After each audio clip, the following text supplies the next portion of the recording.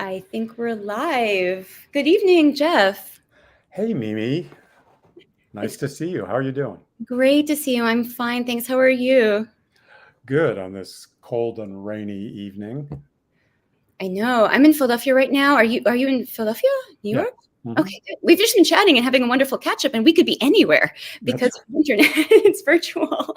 So it's wonderful to have you here, Jeff. I'm so honored and delighted you've taken time out of your busy schedule to be on Tea with Mimi with me. oh, delighted. I'm expecting it to be very relaxing. I think so. I guess it depends on what kind of tea you have or what beverage you have. And as we Yeah, welcome everybody, what do you have with you in hand tonight?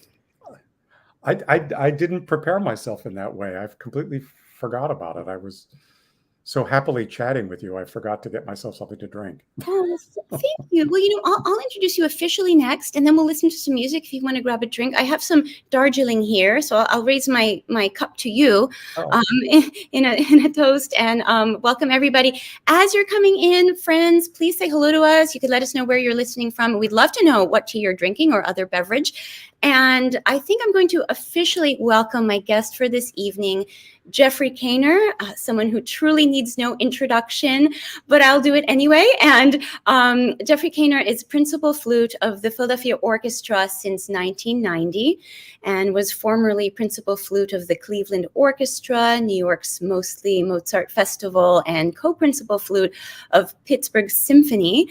As a soloist, he has performed internationally with these and other major orchestras and with conductors including Ricardo Chailly, Christophe Ondohnany, Charles Dutoit, Christophe Eschenbach. That was just a few letters of the alphabet. Sawallisch, Nézet-Séguin, Kurt Masur, many, many others.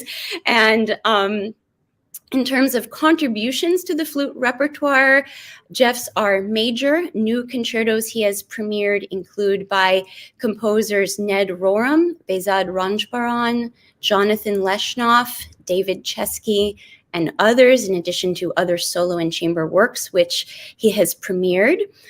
He has released 7 acclaimed albums, duo albums, as well as, of course, being heard on many of the Philadelphia Orchestra and other orchestras' orchestral releases. Is a very active recitalist and teacher. As a teacher, he is on faculty of the Curtis Institute of Music, where I was fortunate to study with him, the Juilliard School, and Lynn University in Florida, as well as serving as guest faculty member at many international festivals. Jeff, like me, is a Yamaha performing artist and clinician and plays Yamaha flutes. And there is so much more to say, but I'm just so excited that we get to talk to you, Jeff, tonight, and that our listeners are with us and can ask questions and share comments in the chat. So we'd love to hear from everybody as we listen to some music and talk about it. And first off, I just wanted to perhaps start with some music. What do you think? absolutely. Okay, great. It's actually pretty fun because when we were talking about what we might want to sample, you really left it carte blanche for me to pick. So not everything's going to be a surprise. I think I might to some extent. But I wanted to start with just one of the most iconic orchestral flute solos in the whole entire literature, Ravel's Daphne and Chloe. I was fortunate to study with you. I performed it for the first time as well. There's just a really nice video available. So I'm going to start by sharing that. This is with the All-Star Orchestra and conductor Gerard Schwartz. Take me a moment to get the share.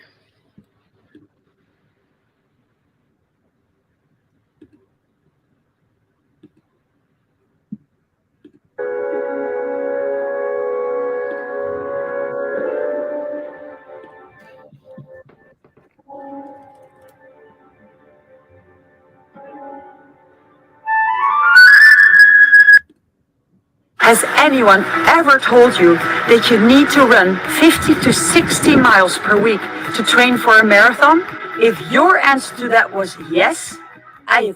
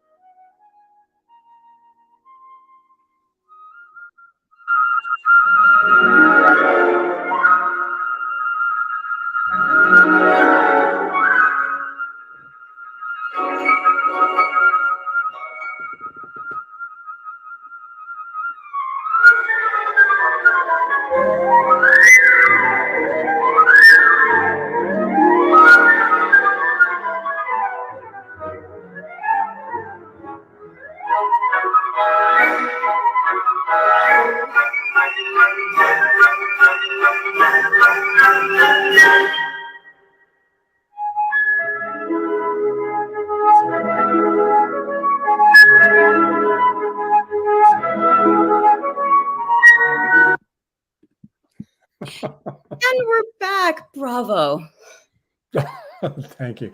You know, those all-star broadcasts were those were an amazing experience because those were done with no rehearsal, literally no rehearsal. We I think the first time we did it, it was 4 days, 8 recording sessions, and 8 TV programs.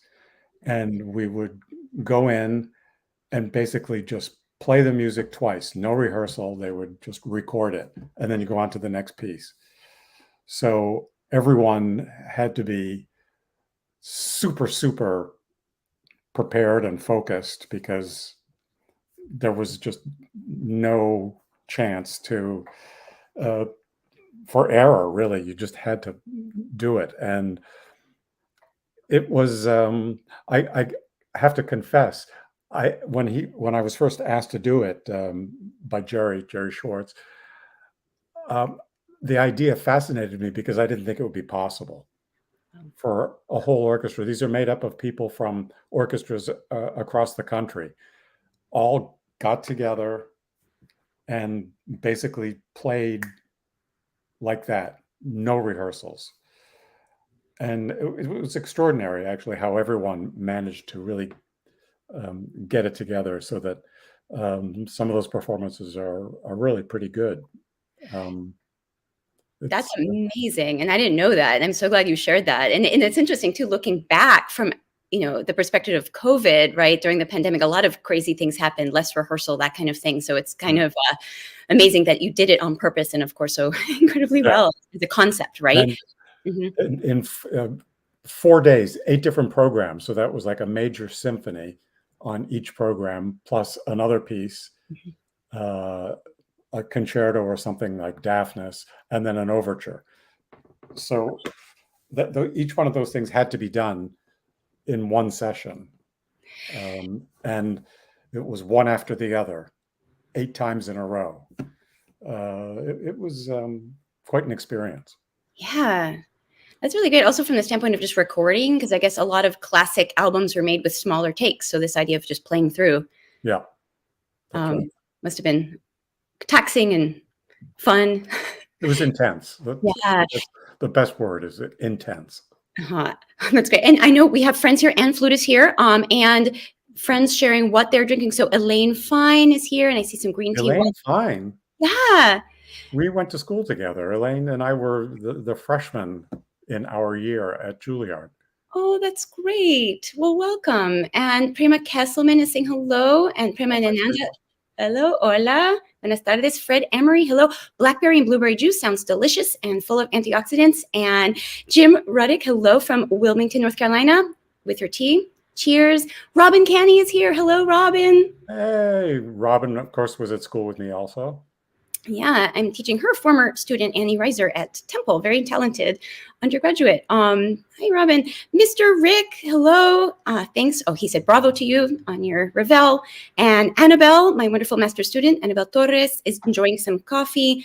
Okay, drinking later. That sounds good from Rick. Okay, so we have some friends here. Let us know. Questions for Jeffrey Kainer. This is a wonderful opportunity. Let us know what you're drinking. I'm having some Darjeeling tea right now.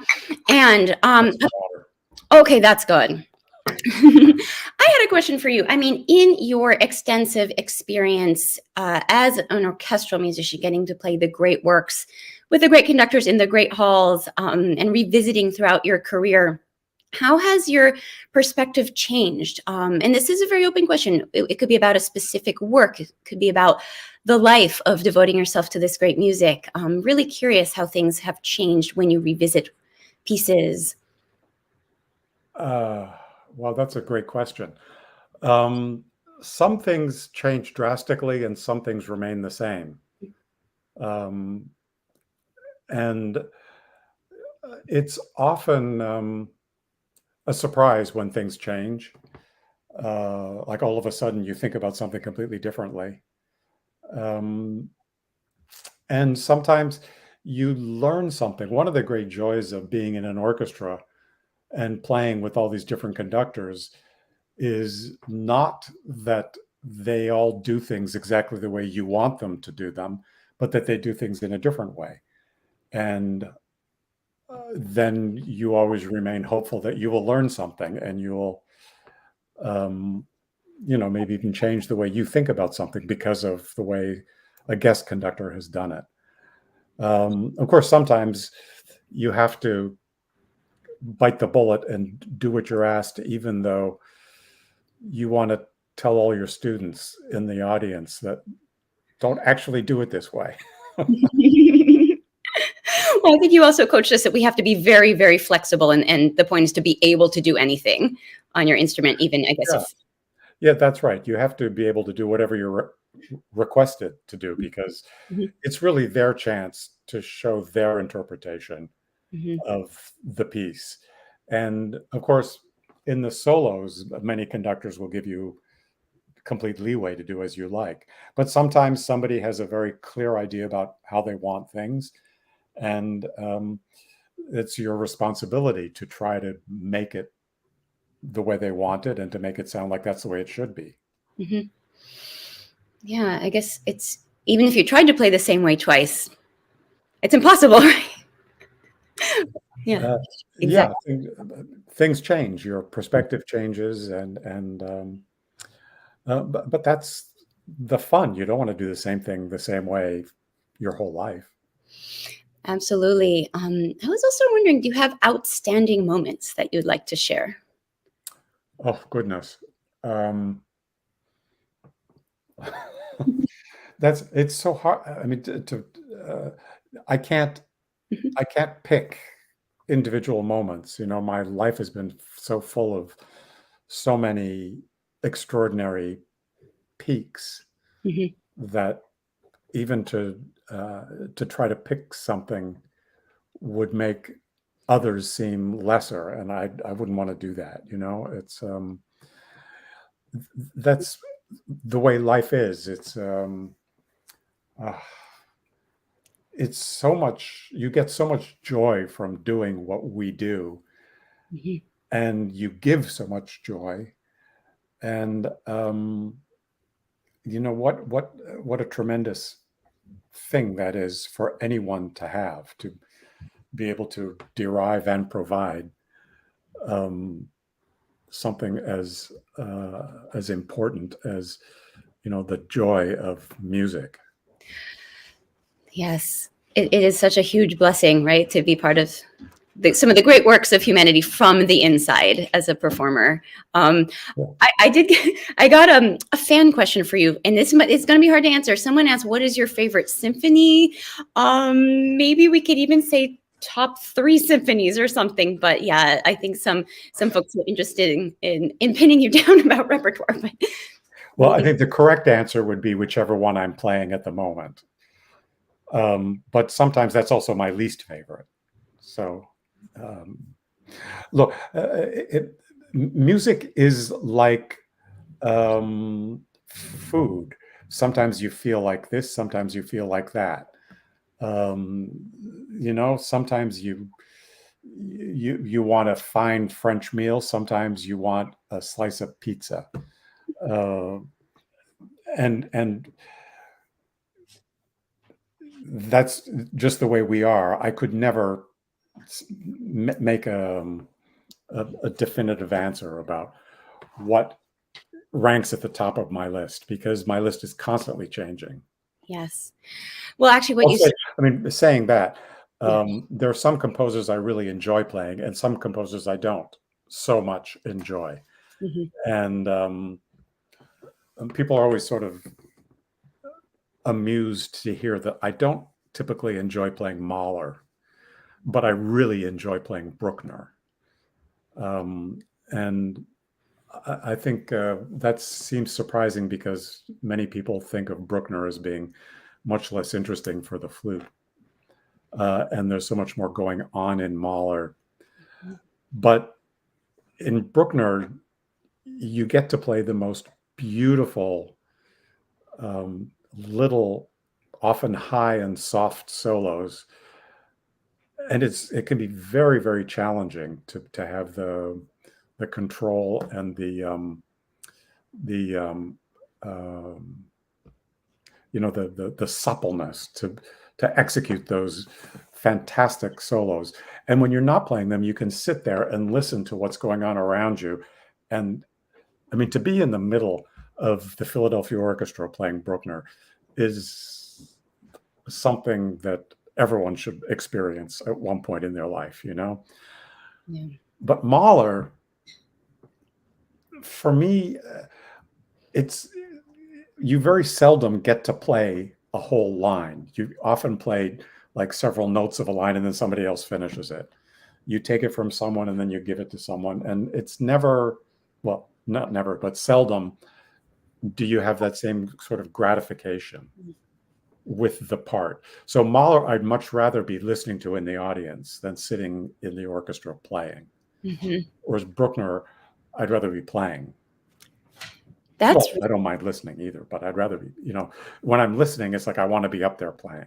Well, that's interesting too, because Mahler has such full flute sections, they probably can't spare you. So, but I love what you said though about maybe whatever symphony you're playing at the time is your favorite. It's what Julius Baker said, and we're going to talk more about our mentor in a moment after hearing some more of your performances. But he always said, when asked what is his favorite piece of music, it's whatever he's playing at the time, and I find that so inspiring. I think about it in my own work as well. Actually, we have a question from Jenny Zhao Chu Jian about, do both of us have any tips for practicing double, triple, and flutter tonguing? We will actually hold that because the very next example of you involves a lot of triple tonguing, if that's what you were doing. This is going to be from your American Fluteworks album, the Lieberman Sonata Second Movement with pianist Hugh Sung. So we're going to hear some more music right now as I share it.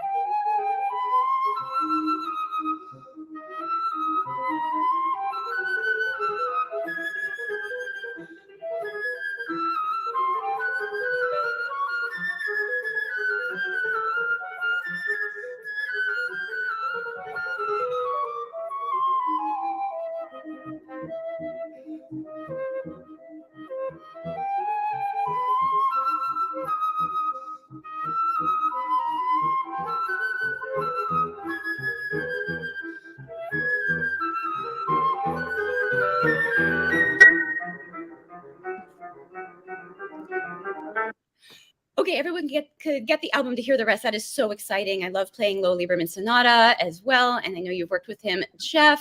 Anything you want to comment on this piece? And we could talk a little bit. We'll give a quick tonguing tips, and then we'll also respond to some other questions. But it's a terrific piece. I mean, it's a great virtuoso flute piece. Yeah, tonguing. Look, when it comes to triple tonguing, gosh, I've never really practiced triple tonguing separately from double tonguing, and double tonguing I just practice is the only thing that I ever practice for speed. So I never practice other technical things, scales, intervals. I don't do those for speed. I do only double tonguing for speed. And triple tonguing was never that much more challenging than double tonguing for me. So I never really figured out an exercise that I would use specifically for triple tonguing. But I make it a practice never to, how do I put this? Never to put a ta on a pickup in a triple tongue. So No,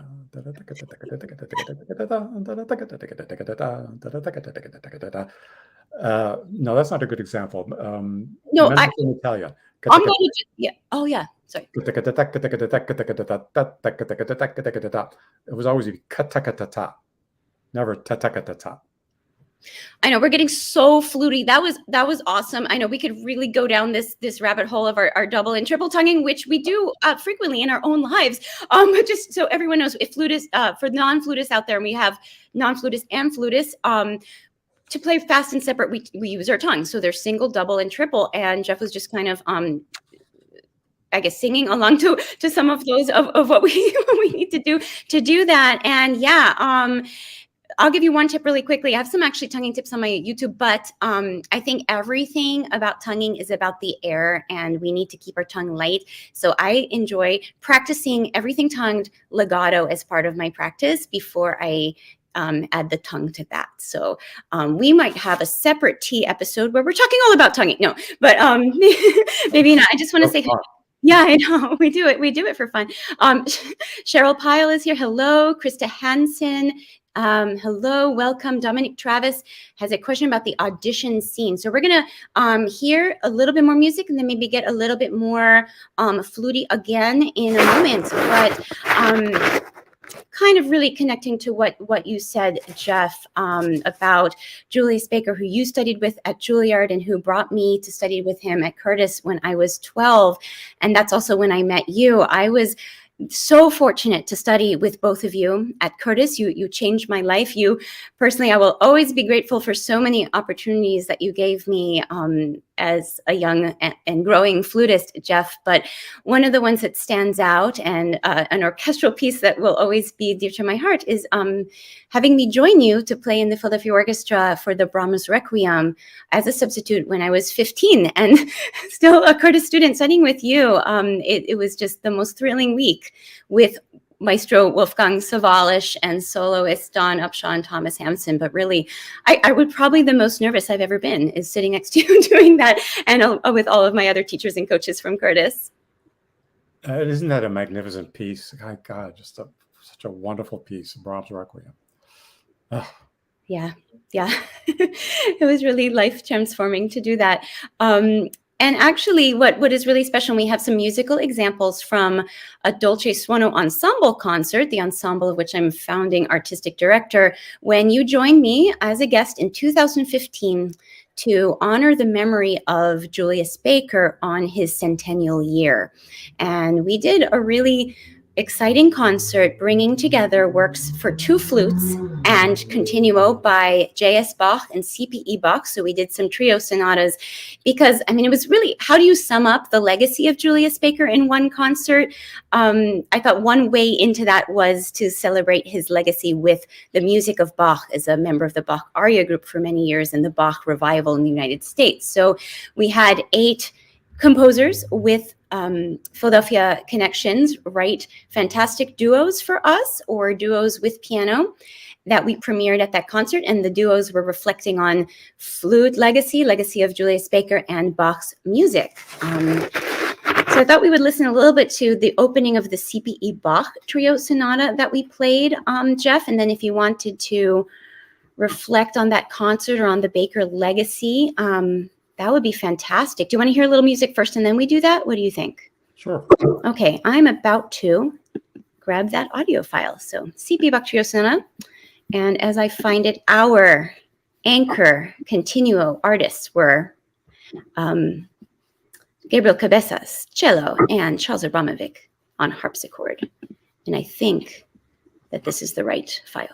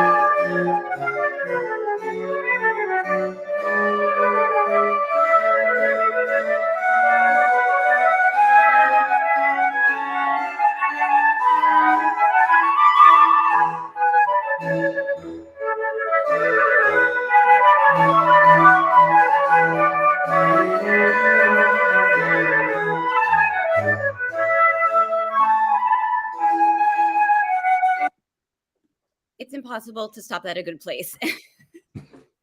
So everyone, that was some CPE Bach. Thank you for your comments, everybody, and questions you're welcome to add for Jeffrey Kainer. I kind of remember playing that, don't you? That was a lovely concert. It was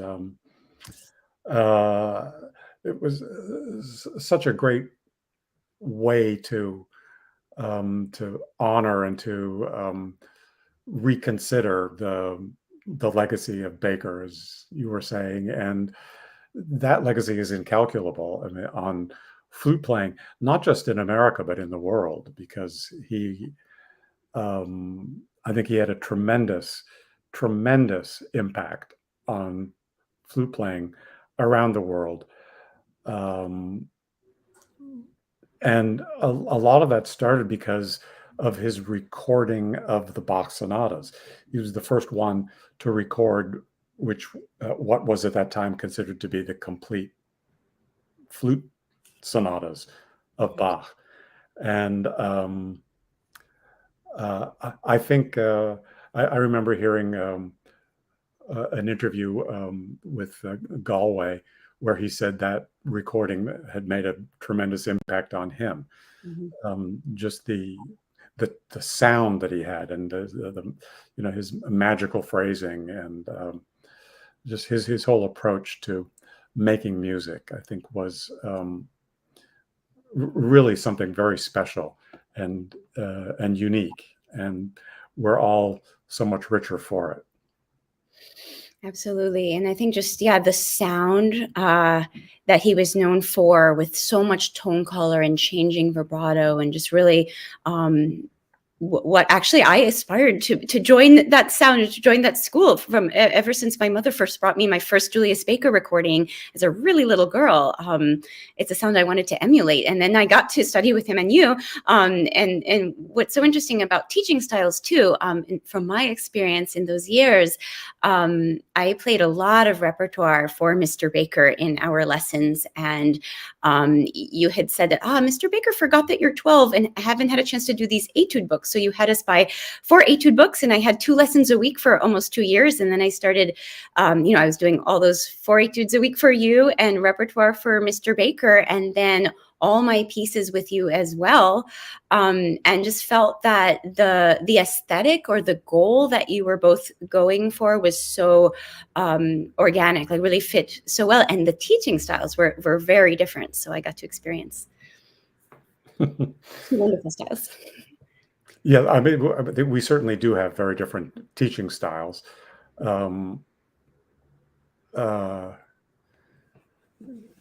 Yeah, he spoke, he taught by example.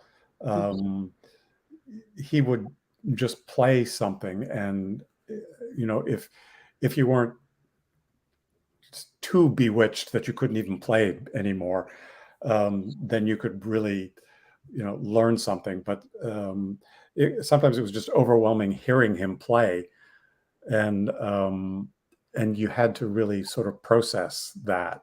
You'd go home and really, this is the way it worked for me. I just spent a lot of time thinking about how he did things, because he wasn't good at explaining, and he was reluctant to tell you how to do things.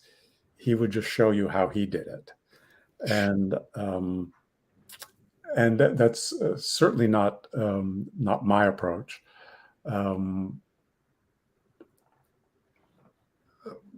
But everyone works differently, and I think everyone learns differently. So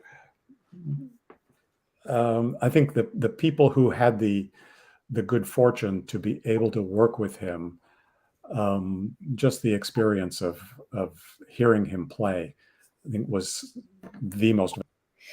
Yes, and when I met him and he was in his late 70s, he was playing in every lesson to demonstrate for me, and also duets, and it was the Baker sound. I mean, we could all hope to sound that good at any age, right? Oh, yeah.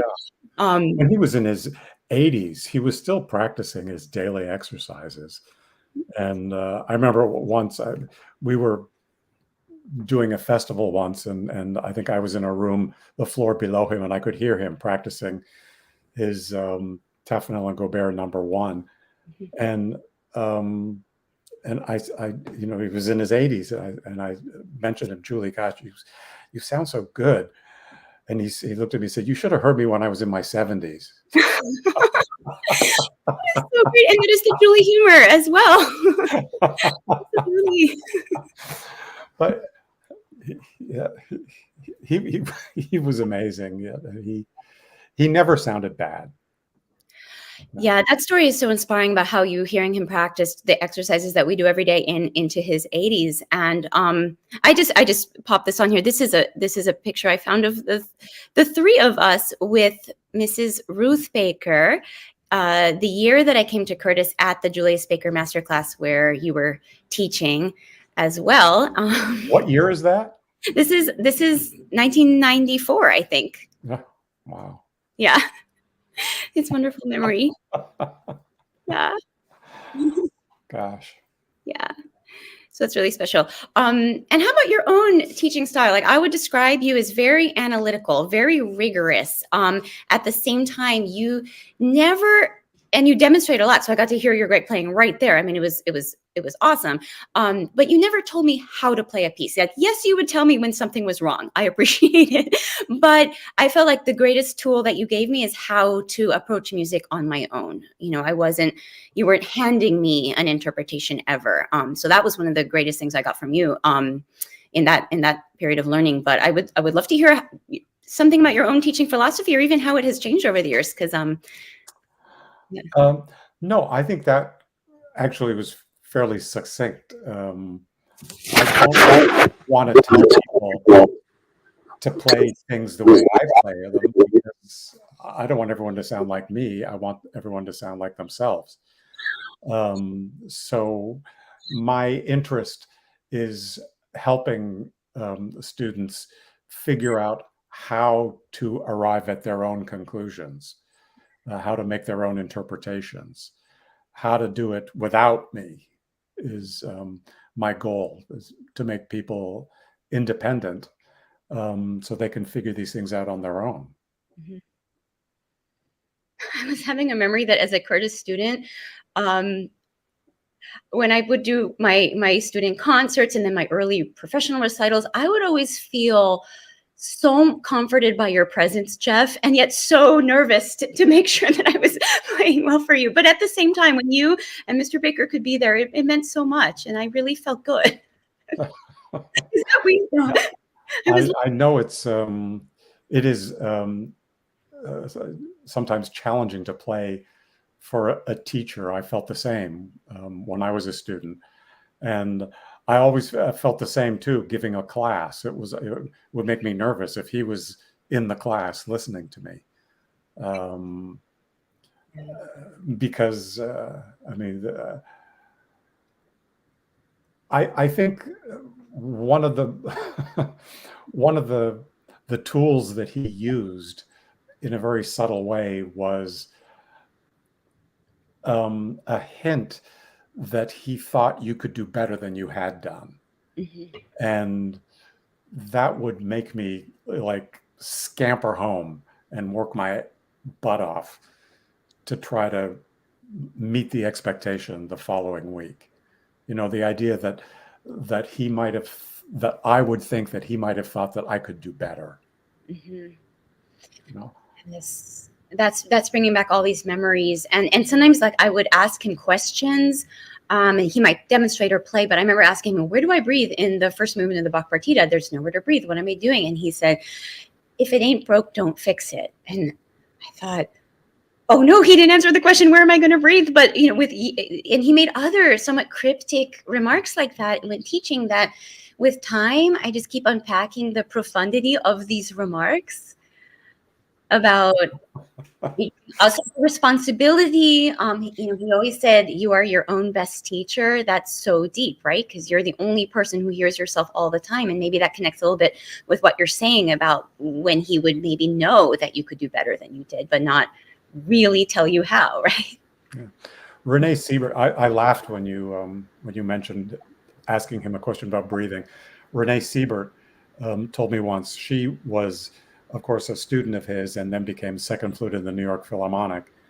And she said after she had first got into the orchestra, they were playing something, and she said, Julie, where are you going to breathe here? And he said, oh, I'll breathe here. And he never breathed there again. You know, I think he would change the way he played. He never played things the same way twice, and I don't think he never wanted to plan things. He just wanted to do the same way that you would do when you're communicating, as we are now when you're speaking. You don't plan how you're going to say something. You just know how you want to say it, and you say it. You know what the meaning should be, and that's how he played. He played. Speaking the music, not in a formulaic way, but in a very natural way, as though that was just the way he was spontaneously playing. Yes. Yeah, that really captures something about him.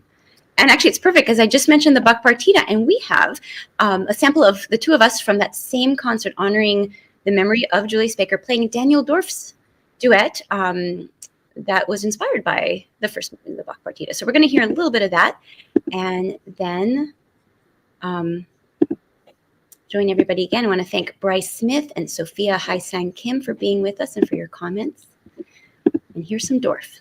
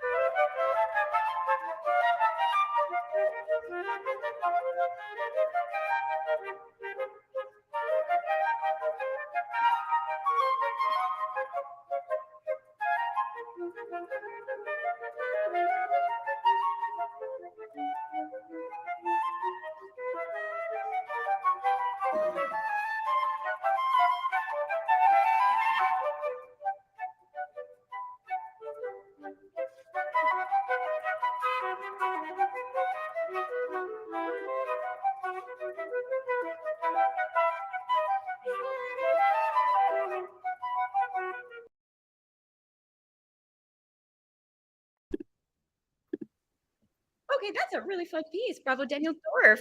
And we have lots of flutists listening. You might want to check out these pieces. Some have been published that we premiered at our concert honoring Julius Baker. Jeff, that was so much fun. Maybe we should do it again. You know, I just sort of remembered while you were playing that the venue that we played that is a block away from my house, and I remember that I had a plumbing problem in my basement that day. Do you remember that? Tell us that when that was happening. I don't know. So you, I guess, were close to home. Yeah, it was a block away, and I was running back and forth trying to deal with getting someone to help snake the drains.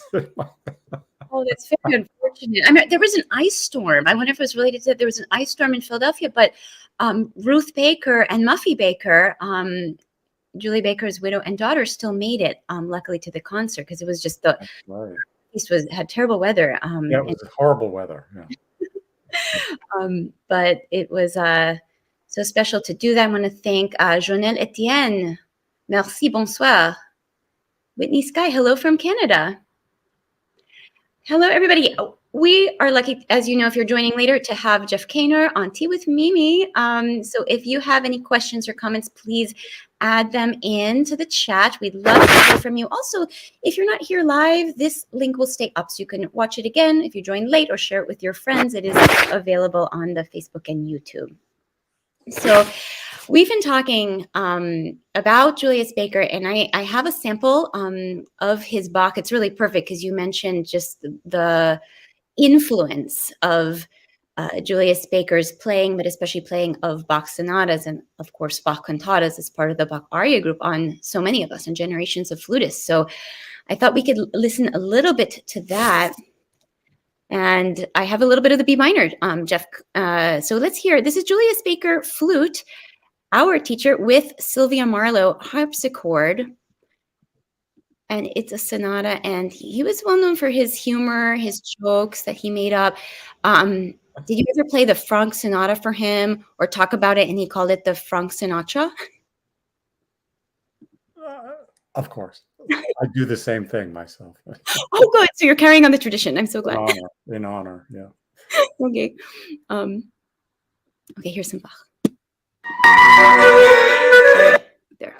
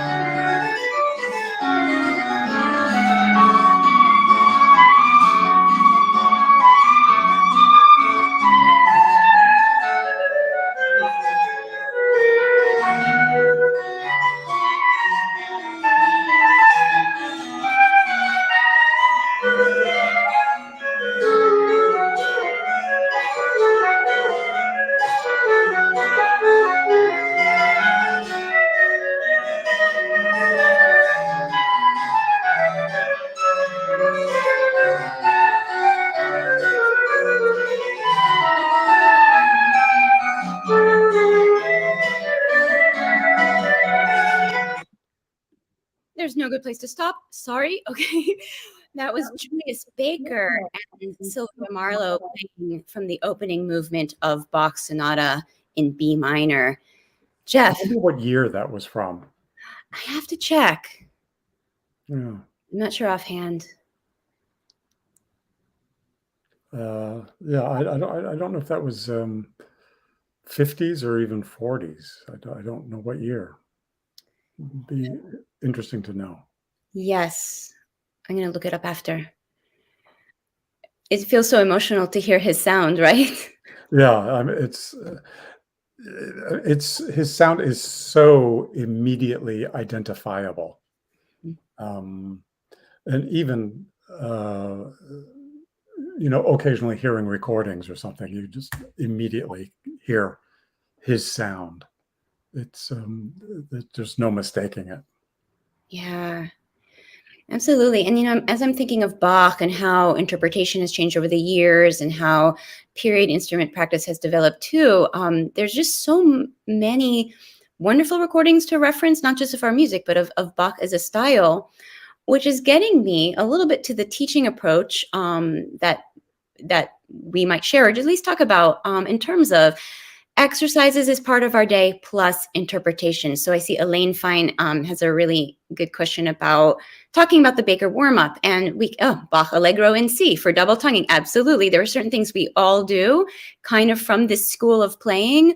At the same time, I personally, in my teaching, in my own practice, mostly never really want to divorce the technique from the artistry, or I will do all my exercises every day, but I'll be thinking about music all the time. I would just, this is a very open question, but how do you, in your own life and perhaps in your teaching, think about interpretation and technique and how they fuse and how you divide your time even? Well, I'm constantly telling my students that the most important thing you can do when you have a flute in your hands is to practice exercises so that you can have the ability to execute whatever it is you practice up here when you don't have a flute in your hands. So, I mean, you practice music up here and you practice the technique here. So it's always better to think about music without a flute rather than trying to figure out an interpretation by playing something, because you'll always be limited by your technical ability and the limits of the flute. Whereas if you use your imagination and your knowledge to figure out your interpretation, then you know exactly what it is you have to practice in order to be able to execute it. That's true, because sometimes, I have my best musical ideas in the shower or somewhere else. Sometimes while practicing, or they just come to you. And it's interesting because thinking is very important. Thinking time is practice time. You don't have to be actually producing a sound to be learning, right? No, absolutely not. No, I mean, I think typically one is much more productive thinking about the music than by just playing it over and over and over again. Yeah, I think so. And wow, it was so, and we're getting lovely comments about Diana Sharrows Riley. Thanks for being here, Diana. Love hearing Baker. Yes.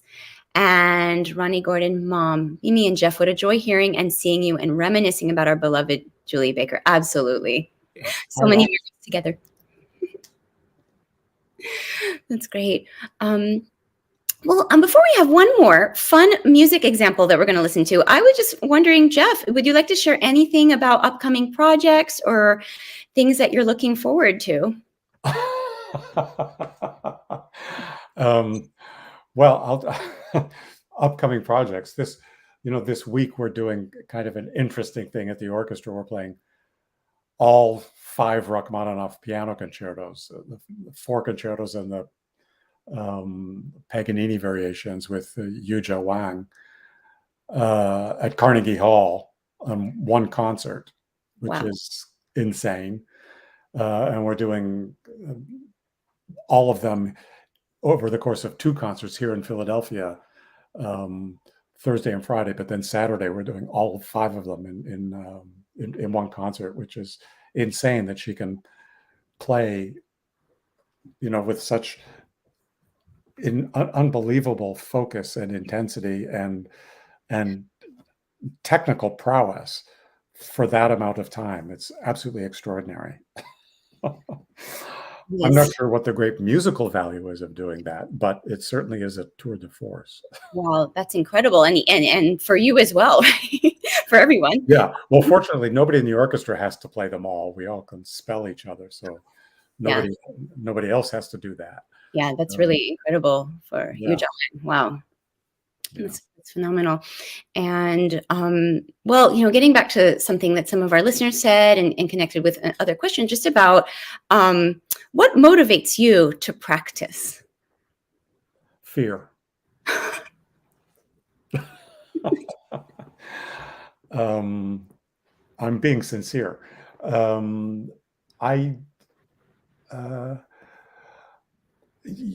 One practices in order to be able to do what one wants or what one needs to do. So I personally don't enjoy just sitting playing. I love music, and I spend time thinking about it. And that's how I experience music. But I practice in order to be able to do it. And the fear of not being able to do it at the way I want to is what really motivates me to practice. Okay. Does that make sense? Well, no, it sure does. Yeah, I happen to love practice. Yeah, so, yeah. Many people do, but I'm not one of them. Well, it's actually quite interesting because I remember studying with you. Sometimes you would have the turbocharged exercises. So instead of doing, for example, all your chromatic scales in 2 octaves, all the way up to scale, like in the Taffanel and Gobert book, I guess, okay, I'm guilty. I'm getting very fluty now for a moment. You can do them in 3 octaves and be done faster. But it's also good to do them at the 3 octaves because it's more challenging. So we kind of turbocharge some of those. Yeah, I like to be as efficient as possible and try to get everything done as quickly as I can, and to cover as much ground as possible, as quickly as possible. Yeah. That's wonderful. Oh, and we have a very nice comment, speaking of practicing, from Louis Marion. Hi, Louis. That's great. It's inspiring you and your family to practice more, this program. I'm so delighted. That is great. Jeff, I guess I told you, it's not going to be a surprise. We have a vintage recording of a really iconic flutist, Philippe Gobert, who we're all related to. We talked about the Julius Baker School, an American school of flute playing that we're part of.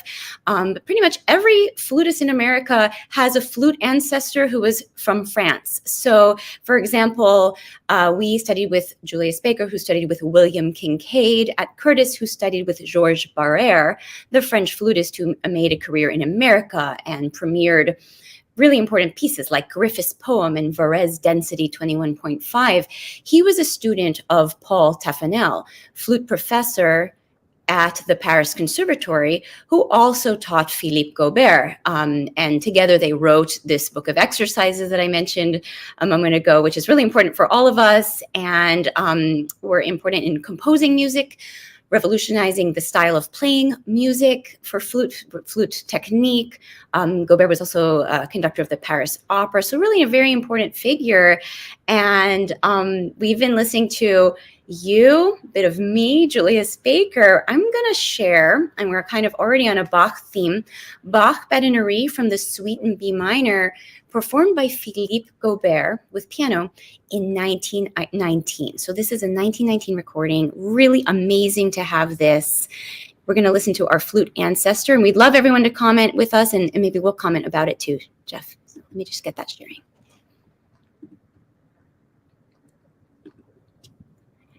And I must say, this is another YouTube. I mean, an ad played during your Daphnis, Jeff. I'm sorry about that. I think it means you've really made it when they put an ad on your YouTube. Here we go. I hope it doesn't happen here.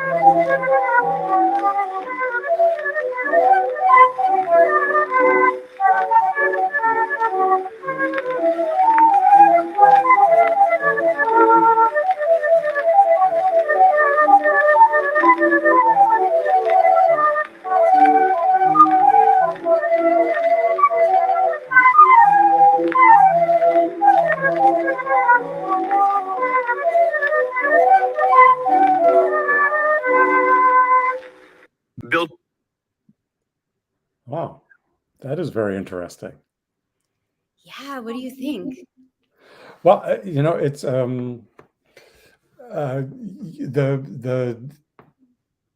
the quality of tone and the way he plays is very much the way Baker played, and I think we all play, and that is clearly from that school. The style of playing, of course, styles change, and we would never play that piece that way anymore. And even the way Julie played the Bach B minor sonata, that's not the way we would play now. That's from the middle of the last century. So styles change, but you can appreciate the artistry of the musician, even though you wouldn't necessarily play something exactly the way. It was interesting, some of the rhythmic liberties that he took there. What I was wondering is how he would have taught something like that. I'd be fascinated to hear him teach that piece to someone after hearing him play it. Yes, that's actually a fascinating question, whether it was just in the moment or there was a certain different approach to some of those rhythms at the time. I mean, just over 100 years ago for Bach. It is fascinating. And we have some really interesting comments on that. Jonathan Tobin. Jonathan, thank you for listening. Fabulous vintage recording. I know, I love the crackle. It's amazing.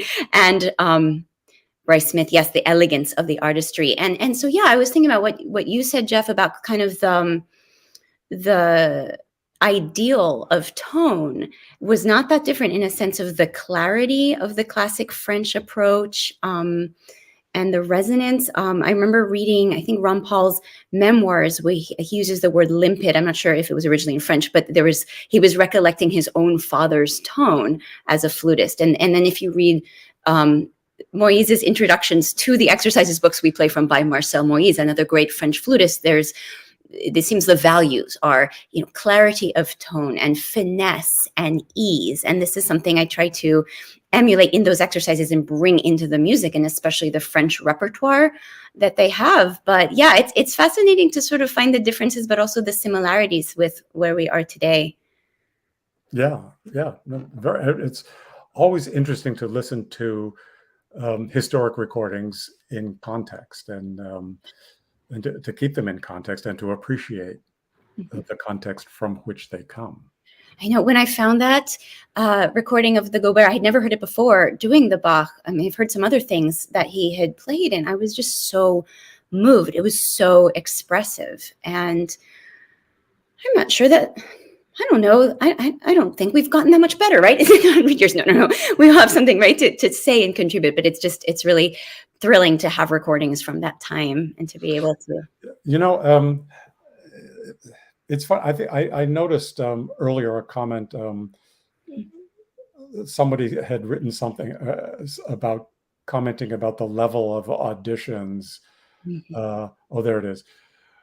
Would you say that the flute audition scene has become more competitive over time? Absolutely. It has. I mean, it's skyrocketed. The technical ability of young flutists now is unbelievably higher than it was when I was that age. I mean, it's just extraordinary. That being said, when you hear people playing from 100 years ago, those people could play. And you hear, for example, Philadelphia Orchestra recordings from the 20s with Stokowski playing Brahms symphonies and stuff. It's unbelievable how good the orchestra sounded in the 20s compared to some recordings you hear of orchestras where you think, oh my God, that's like the 1920s, and it sounds like a bad thing. So, I mean, the ability to do these things has existed, but I think the ability of younger people, I mean, they get younger and younger now, and the technical stuff that is demanded of them has become so much more difficult than it used to be. The Iber concerto was considered virtually unplayable when it was first written. And the first recording of it was Julie Baker. And most people thought that it couldn't be played until they heard that recording. Now, that's a typical entrance piece for the freshman students at music schools throughout the world. So,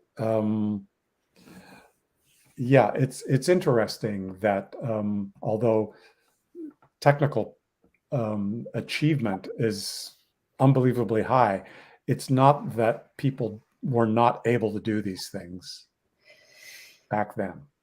Absolutely. And our instrument design has improved so much. I mean, our flutes must be so much easier to play than what Gobert was doing and those other greats at the time. And we have greater range of notes even too. But yeah, well, of course, the instrument hasn't changed all that much.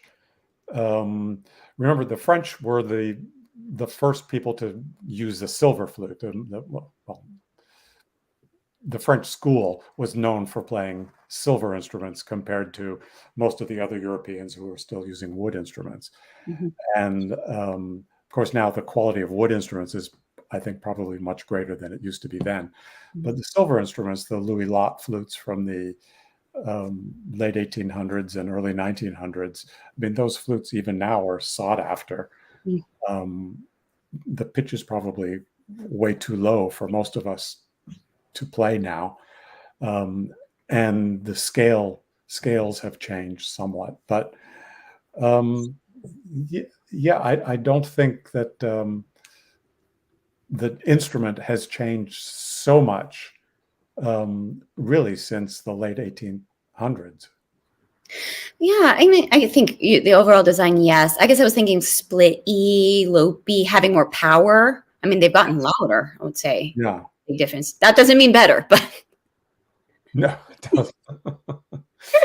I attribute a lot of that to recordings too. I think people listening to recordings imagine that the flute, it can be so much louder than it is, and so they start playing louder, which makes the instrument makers make instruments that will play louder, mm-hmm. which makes people listen to recordings where the flute sounds so loud that they want to play louder, and it just gets so sometimes people want to play the flute not like a flute anymore, but more like a brass instrument. I know. And then on some level, you start sacrificing the ability to do nuance if that's what you're going for all the time. Yeah. Just volume and power. Actually, hold that thought because we have a comment and question from Roel Diaz Gomez Estacio. Thanks for being here. Asking us if we think that the tone clarity we commented on in Gobert's recording has to do with the recording equipment of the time. Did it not pick up any sense of air in tone? That's an interesting question because recordings change all the time, even today, but especially from then. What I want to say just in terms of the ideal that those flutists were going for was a very pure crystalline ringing sound. So in that case, I would say he probably did have that. What do you think, Jeff? Anything to add to that really thought-provoking? Yeah, I think that what we hear are the basic properties of his tone. And I think most musicians are not so overly concerned with methods of recording rather than identifying the sounds that you hear and sort of processing them in spite of the recordings. I think I've noticed this a lot, like audiophile geeks are so into the equipment and the cables and the speakers and all that sort of stuff. Most serious musicians are not that interested in that. They're much more interested in the interpretation and can understand what the sound is like, even if you're listening to it on speakers as we are through a computer and whatnot. Yeah, and then we have the added layer of, as a flutist, listening to a flutist, you don't just hear it, but you kind of feel what it feels like to make that sound. Another layer, right? Sensory layer, yeah. I think. Yeah. Thank you, Suzanne Duffy, for your nice thanks for the chat. I want to thank you all for being with us. It's been very special to chat with you, Jeff. Thank you so much for coming on to Tea with me. It's been a pleasure. Maybe it was a lot of fun. It was great to see all the comments and to sort of reconnect with some people who, gosh, I haven't seen in years, but visited in the chat. So that was a lovely surprise, and so nice to reminisce and just chat a little bit. I know, it's great. Yeah, sharing those memories and recordings and photos. It's really been fun. I can't wait to see you in person again, make some more music together. This show will be up, even if you missed the live. You can share the link afterwards. And I hope you'll follow the pages, my pages, Dolce Suono Ensemble's pages, Jeffrey Kainer and his pages, and all our music. And just can't wait to share more with you. Thank you all for being here.